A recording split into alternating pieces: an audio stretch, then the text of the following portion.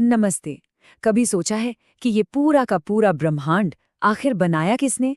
हिंदू धर्म में ये जबरदस्त काम एक देवता को सौंपा गया है, भगवान ब्रह्मा, जिन्हें हम कॉस्मिक आर्किटेक्ट भी कह सकते हैं। लेकिन इनकी कहानी उतनी सीधी नहीं है जितनी शायद लगती है। जरा इस पर गौर कीजिए। उन्होंने सब कुछ बनाया, सितारे, ग्रह, यहाँ तक कि खुद जीवन। उन्होंने ही तो असलियत का पूरा ताना बाना बुना। अब इतनी बड़ी भूमिका को देखते हुए ये उम्मीद की जा सकती है कि उनके मंदिर हर कोने पर होंगे, है ना? पर ऐसा है नहीं। तो फिर ऐसा क्यों है कि इस महान सृष्टिकर्ता को हिंदू धर्म के दूसरे बड़े देवताओं के मुकाबले लगभग भुला दिया गया है? यही वो गहरा रहस्य है जिसकी तह तक आज हम जाएंगे।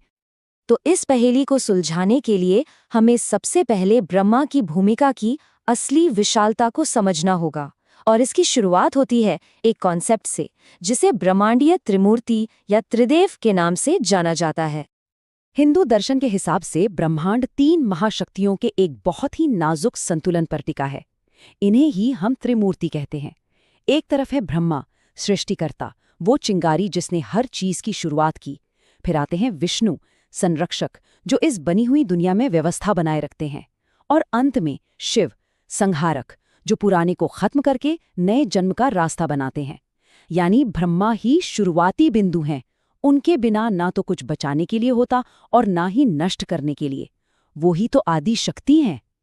इससे एक और दिलचस्प सवाल खड़ा होता है, खुद सृष्टिकर्ता कहाँ से आए? उनकी उत्पत्ति की कहानी भी उतनी ही गहरी और रहस्यमयी है जितना वो ब्रह्मांड जिसे उन्होंने बनाया। हमारे पवित्र ग्रंथ एक ऐसे समय का जिक्र करते हैं जो समय से भी पहले का था, जब ब्रह्मांड संभावनाओं का एक विशाल अंधकारमय सागर था। उन्हीं जलों में भगवान विष्णु तैर रहे थे। फिर उनकी नाभि से एक शानदार कमल का फूल खिला और उसी खिलते हुए कमल पर भगवान ब्रह्मा प्रकट हुए। इसी दिव्य जन्मस्थान से उन्होंने उस हर चीज को बनाने का विशाल काम शुरू किया जिसे आज हम जानते हैं। इसीलिए तो उन्हें नाभिज भी कहा जाता है, यानी नाभि या कमल से जन्मे हुए। और ये सृष्टि कोई एक बार की घटना नहीं है। हिंदू विचारधारा में समय सीधा नहीं बल्कि गोल गोल घूमता है, यानी चक्रीय है। ब्रह्मांड के एक पूरे चक्र को कल्प कहते हैं। और हैरानी की बात तो ये है कि ये ब्रह्मा के जीवन का सिर्फ एक दिन होता है। हर ऐसे अविश्वसनीय रूप से लंबे दिन की शुरुआत में एक ब्रह्मा प्रकट होते हैं और पूरी सृष्टि की प्रक्रिया एक अंतहीन खूबसूरत कॉस्मिक डांस में फिर से शुरू हो जाती है। लेकिन ब्रह्मा की कहानी सिर्फ कथाओं में नहीं है, ये तो उनके स्वरूप में ही छपी हुई है। उनके चित्र का हर एक हिस्सा एक प्रतीक है जो सृष्टि और ज्ञान की प्रकृति के बारे में गहरे अर्थ रखता है। जरा इस प्रतीकवाद पर गौर करते हैं। उनके 4 सिर हर दिशा में देखते हैं, जो 4 वेदों का प्रतीक है, वो पवित्र ग्रंथ जो सारे हिंदू ज्ञान का आधार हैं।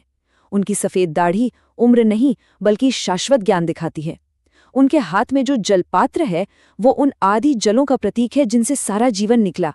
और माला खुद समय के लगातार बहने को दर्शाती है।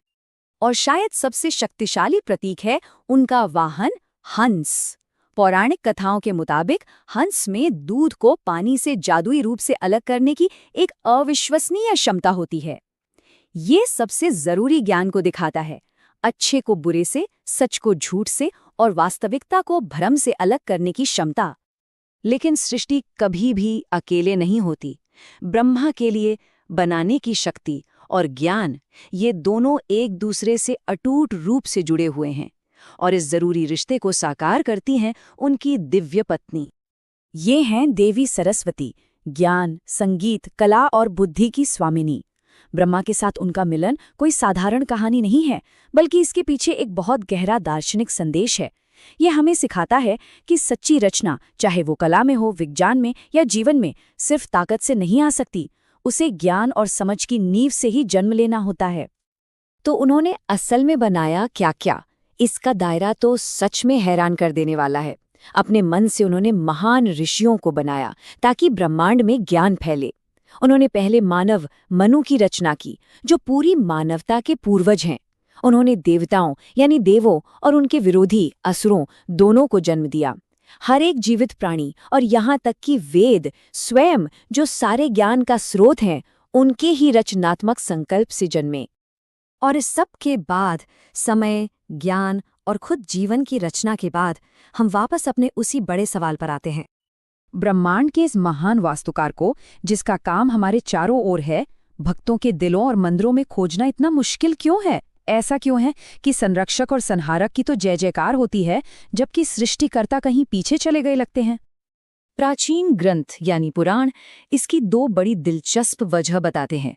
पहली कहानी है एक दिव्य श्राप की, जिसमें भगवान शिव ने किसी वजह से ब्रह्मा को श्राप दिया कि धरती पर उनकी पूजा बहुत कम होगी। दूसरी वजह ज्यादा व्यवहारिक है, जो उनकी भूमिका से जुड़ी है। इसे ऐसे सोचिए, एक बार जब कोई आर्किटेक्ट इमारत बना देता है तो उसमें रहने वाले अपनी रोज की जरूरतों के लिए केयरटेकर या सिक्योरिटी गार्ड के पास जाते हैं। ब्रह्मा का महान काम यानी सृष्टि अब पूरा हो चुका है, इसलिए मानवता का ध्यान विष्णु यानी संरक्षक और शिव यानी परिवर्तक की ओर चला जाता है, जिनकी शक्तियां जीवन और मृत्यु के चलते हुए चक्र में ज्यादा महसूस होती हैं। लेकिन मंदिरों की कमी का मतलब महत्व की कमी नहीं है। ब्रह्मा की विरासत पत्थर में नहीं लिखी है, ये तो ब्रह्मांड के ताने बाने में ही बुनी हुई है। उनका प्रभाव आज भी बहुत गहरा है, अगर कोई जानता हो कि कहाँ देखना है। जरा उस समय के पैमाने को समझने की कोशिश कीजिए जिस पर ब्रह्मा काम करते हैं। ब्रह्मा का सिर्फ एक दिन 4.32 अरब मानव वर्षों के बराबर होता है। ये संख्या ही दिमाग चकरा देती है। ये हमारे पूरे अस्तित्व को एक संदर्भ देती है और हमें याद दिलाती है कि हम एक ऐसी रचनात्मक योजना का हिस्सा हैं जो हमारी कल्पना से भी कहीं ज्यादा बड़ी है। और इसीलिए भले ही उनके औपचारिक मंदिर कम हों, ब्रह्मा की पूजा तो हर दिन होती है। परीक्षा की तैयारी कर रहे छात्र ज्ञान के लिए उन्हें याद करते हैं। कलाकार और रचनाकार प्रेरणा की उस चिंगारी की तलाश में उनका आह्वान करते हैं। उनका असली मंदिर इमारतों में नहीं, बल्कि रचना के हर काम में, समझ के हर पल में और ज्ञान की हर खोज में है। ये हमें एक अंतिम गहरे सवाल पर लाता है। जब एक निर्माता का काम पूरा हो जाता है तो क्या उनका महत्व सच में फीका पड़ जाता है, या फिर वो इतना मौलिक, इतना जरूरी हो जाता है कि हम उसे एक अलग शक्ति के रूप में देखना ही बंद कर देते हैं और उसे ही असलियत मान लेते हैं?